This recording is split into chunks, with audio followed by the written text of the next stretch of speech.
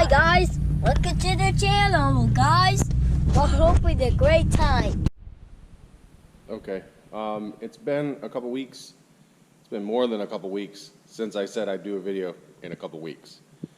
I've been wanting to get the controller up to date with the firmware that it needs, but unfortunately there's an issue with HTG right now where someone destroyed the server and there's a bunch of legal stuff going on with that, so I've been way behind on this, but I have wrapped up some other things.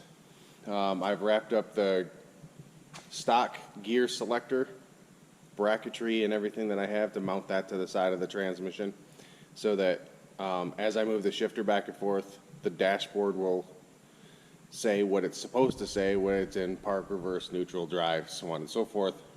So that way when I set the controller up to, you know, do the same thing, park, reverse, neutral, drive, it will work. And then I'm going to use 3-2-1 as the manual mode essentially.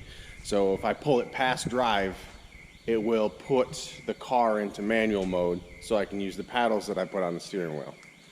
So as we look right here, I haven't got the steering wheel fully back together yet, but here's the paddles. These are nice. These are really nice. I've wrapped up the gauges up here, so this is obviously an Aeroforce gauge. And this one right here is supposed to be the transmission gauge. One of the reasons why it's not showing anything that I need it to show is because it's not the right firmware. And then I have this switch right here that is launch control arm and launch control. This is the transmission cooler fan in case I'm, you know, playing around with it real hard like autocross or track or whatever and I need to cool it down. Turns the fan on. Oh, also if you look next to the Aeroforce gauge, that is an indicator showing that the power side to the fan is getting power. Just in case something ever goes awry and for whatnot, I need to know, is the relay giving the fan power? That will show me. Okay, what else is there? Alright, so I guess we'll go under the car and I'll show you the bracketry for all that.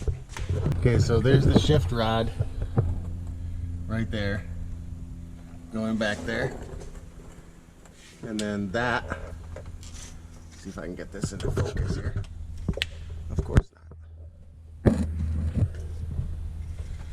And then that is the box that I made for it. So that's the factory 4L60 plug right there. And then there's the shift rod linkage. So it's really close to the same position it was at on the 4L60. And I ended up bending the rod and not realizing that when I bent the rod I actually created areas that would be flexible when I'm trying to shift it, and then the indicator didn't make it to the positions that I needed it to make. So, and then there's more of the transmission cooling line. The way I got them routed up and around and over all the way up front. And then I noticed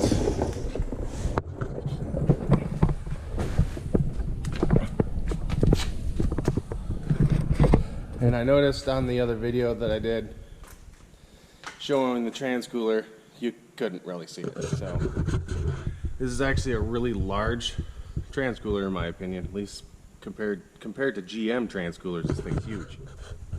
And then I have the power steering cooler going in front of it, pretty close to the way the stock one was.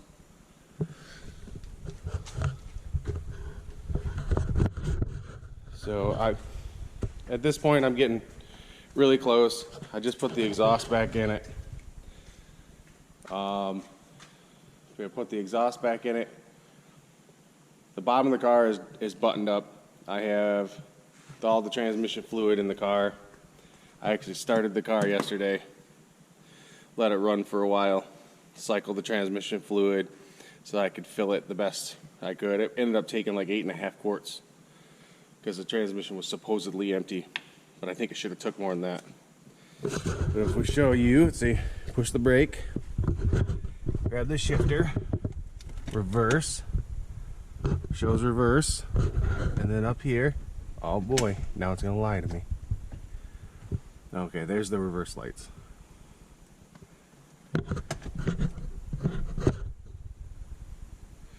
Alright, so we're gonna push the brake pedal in. I'm gonna push this button down on the shifter so we can do this.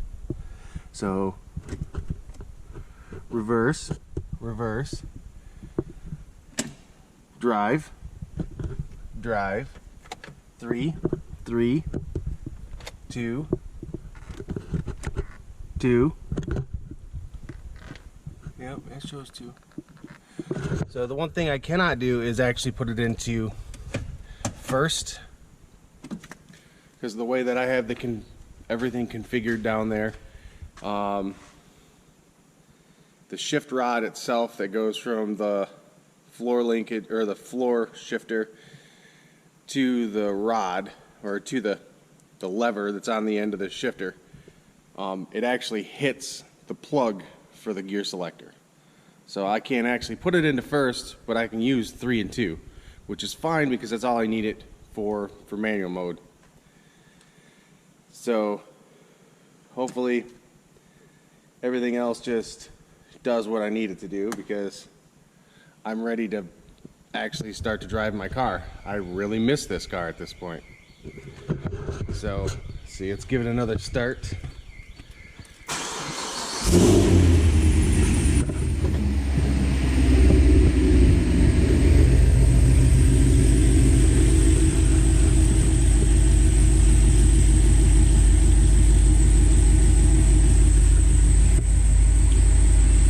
You can see the wheels are turning, but like I said, the GCU doesn't know what's going on, so it's not exactly selecting a gear because the firmware is not up to date.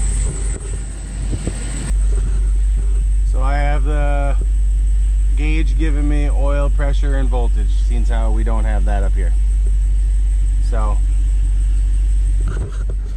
at this point I'm just waiting to get the GCU to know what the hell is going on, and that's unfortunate that I'm just stuck at this point. I would have loved to have been driving this car a month ago, but it's just kind of, cookie hasn't crumbled like that.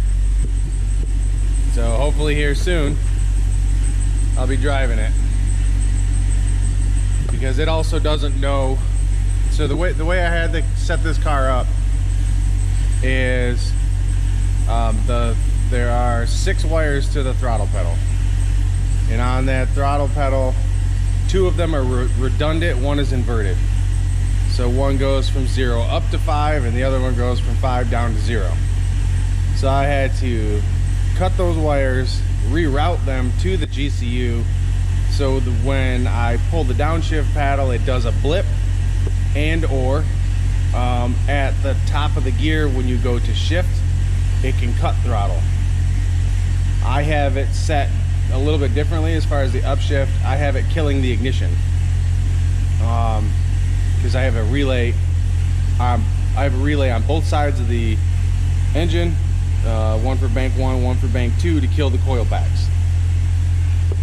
So as soon as everything gets working, I will be more than happy to do more videos on this, especially because even when dealing with the HTG software, there's almost no information on the internet on how to use the software. So I'm hoping that I can change that, if anything, just for me, having more video footage of how to configure and change things in the software so that it can be smoother and better and just all around easier to drive.